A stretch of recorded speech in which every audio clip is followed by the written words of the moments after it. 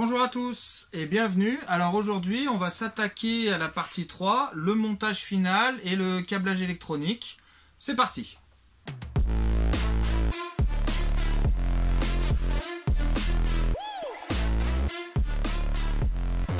Donc là on va commencer par faire le câblage électronique. Donc j'ai choisi de faire ça sur une planche indépendante à côté de la machine.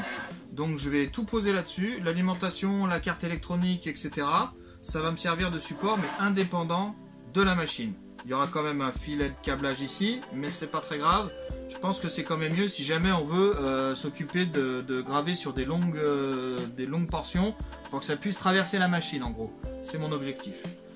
Donc on commence par l'alimentation sur la planche de bois.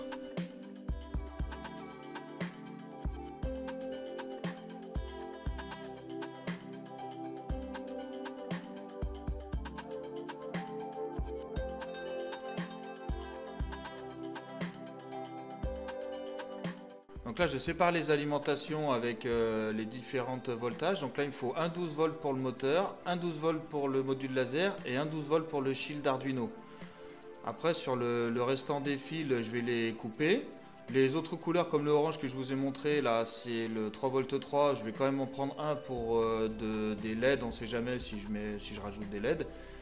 Et au niveau du 5V fil rouge, je ferai exactement la même chose. Je vais en laisser un de dispo pour, au cas où ça me serve à quelque chose.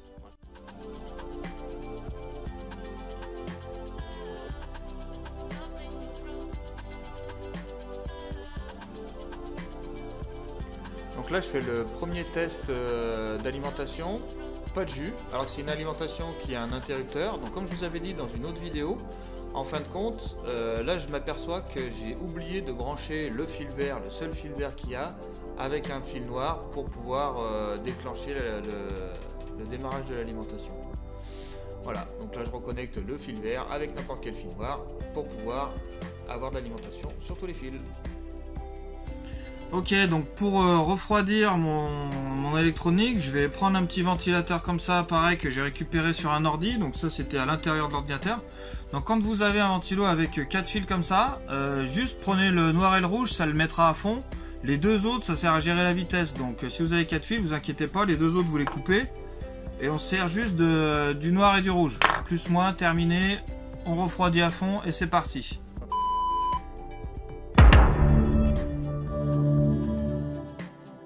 Donc là, fil orange, on a dit et vérifié, on est à 3,3 volts. Fil rouge, testé, vérifié à 5 volts. Les noirs, c'est les 0 volts de tout le monde. Et là, on a 2 fois 12 volts sur les deux fils jaunes. Ok, donc là on est au milieu du câblage du prototype, donc j'ai déjà changé 2-3 petites choses, c'est pour ça que je fais une petite pause. Donc ce que j'ai changé c'est la position de la carte, finalement je l'ai rapproché de l'alimentation. J'ai trouvé un petit ventilateur un peu plus petit mais toujours en 12 volts, c'est quand même plus compact que l'autre qui allait faire un peu de bruit quand même. Ensuite j'ai préparé tous mes fils moteurs, donc j'ai dû en rallonger un, celui de l'axe A là-bas, je l'ai rallongé. Je les ai déjà notés, comme ça, ça sera plus facile pour le câblage final. Ensuite, je me posais la question, parce que là, j'ai trouvé des petites LED dans mes tiroirs là, multicouleurs. Je pense que je vais les mettre par là-dessous, là. Et puis, pour la position des fins de course, pour l'instant, je sais pas trop comment je vais faire. Donc, je me suis imprimé ces trucs-là la dernière fois. Je vais voir si ça peut jouer ou pas pour les fins de course. Et puis, on n'est pas loin de la vérité, là. On continue.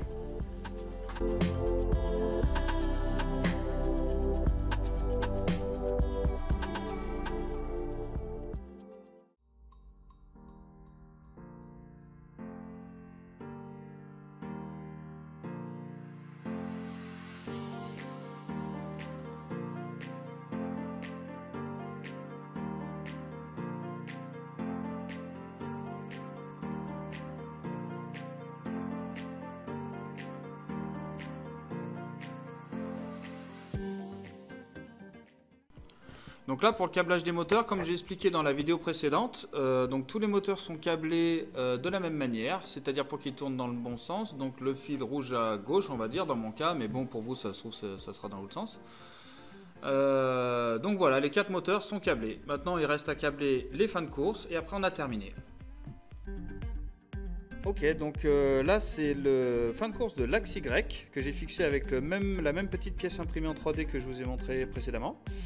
Ensuite, il y a le fin de course l'axe X, que vous avez déjà vu.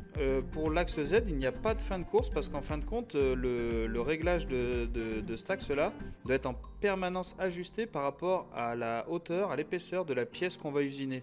Donc en fait, il n'y a pas de fin de course parce que sinon, ça serait trop compliqué à paramétrer dans le logiciel.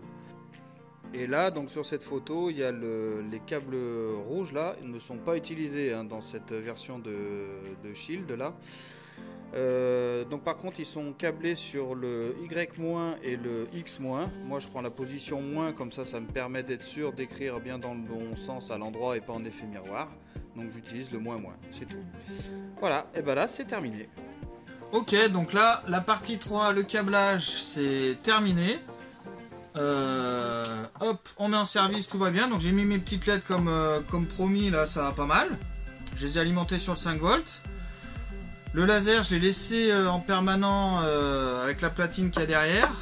Le moteur, je mettrai une alimentation séparée parce que je pense que les alimentations de PC, ça acceptera pas le démarrage. Et la petite carte avec le ventilateur, je vais essayer de vous la montrer comme ça. C'est un peu limite, je sais pas si vous y voyez correctement, je vais vous mettre 2-3 photos. Donc c'est assez compact, j'ai tout rapproché, comme c'est là, c'est parfait. Il ne reste plus que la programmation et les essais en partie 4.